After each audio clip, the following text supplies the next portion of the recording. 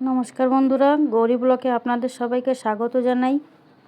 আজ আমি আপনাদেরকে দুধ, সুজি আর আটা দিয়ে বিস্কুট বানিয়ে দেখাবো। এটা খুব ঘরে বানালে খুব টেস্ট হয় খেতে। দোকানের থেকে আমরা যে বিস্কুট কিনে খাই তার থেকে অনেক ভালো টেস্ট হয়। তো এখানে আমি নিয়ে নিয়েছি 1 বাটি সুজি, তার থেকে কম একটু আটা নিয়ে নিয়েছি। এই দুটোকে এবার খুব ভালো করে হাত দিয়ে মিক্স করে নিচ্ছি। মিক্স করে নিলে এটার খুব ভালো হবে।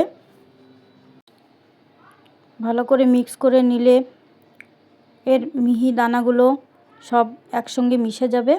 এইবার আমি এতে 2 চামচ ঘি দিয়ে দিলাম। ঘি দিয়ে আবারও এই উপকরণটাকে আমি মাখিয়ে নিচ্ছি ভালো করে।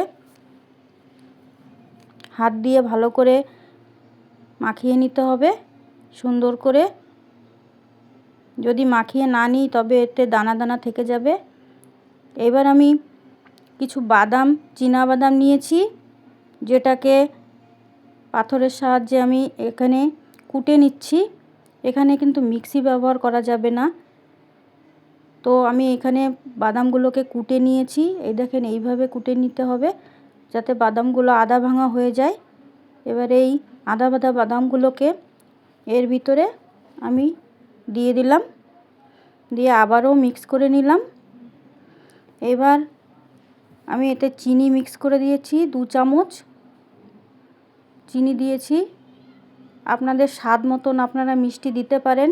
আমি এখানে 2 চামচ দিয়েছি, কেননা ঘরে সবাই মিষ্টি কম খেতে ভালোবাসে, মিষ্টি বেশি হলে খেতে চায় না, তাই আমি কম মিষ্টি দিয়েছি। এবার আমি দুধ দিয়ে এটাকে অল্প অল্প করে মাখিয়ে নিচ্ছি। এই মিশ্রণটা দুধ দিয়ে মাখালে একটা আঠা আঠা ভাব আসবে। তত সময় মাখতে হবে যেন বেশি দুধ না যায় বা এটা নরম না হয়ে যায়, খেয়াল রাখতে হবে।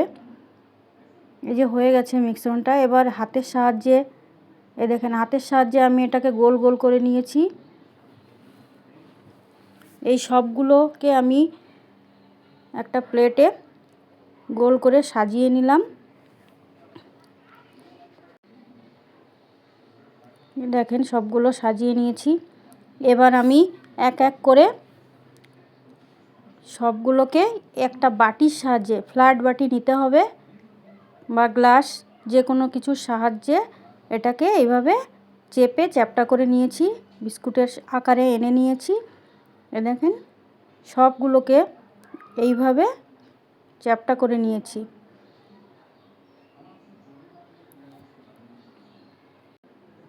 এবার একটি কড়াই দিয়ে দিলাম স্টোভের উপরে। এবার তেল দিয়ে তেলটা গরম করে নিতে হবে।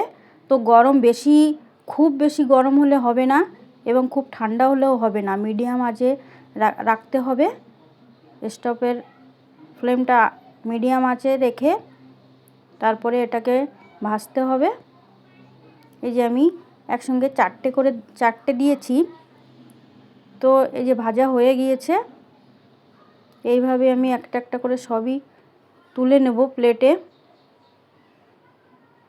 এই যে এর রঙটা একটু হালকা লালচে কালার আসবে, হালকা একটু, বেশি ডিপ ফ্রাই করলে চলবে না। এবার ওই জন্য আজে ভাজলেই এটা ভালো সুন্দর হবে, ভিতরটাও সেদ্ধ হয়ে যাবে বা সুন্দর করে হবে। এই দেখেন আমি ভেঙে দেখাচ্ছি, সুন্দর হয়েছে। এই দেখেন, বাজারে কিনে খেতে হবে না। এই বিস্কুটগুলো খুবই টেস্ট হয়। বাড়ি বানিয়ে 1 মাসের উপরেও আপনি রেখে এগুলো বিস্কুট খেতে পারেন। এই দেখেন কত সুন্দর বিস্কুট হয়েছে।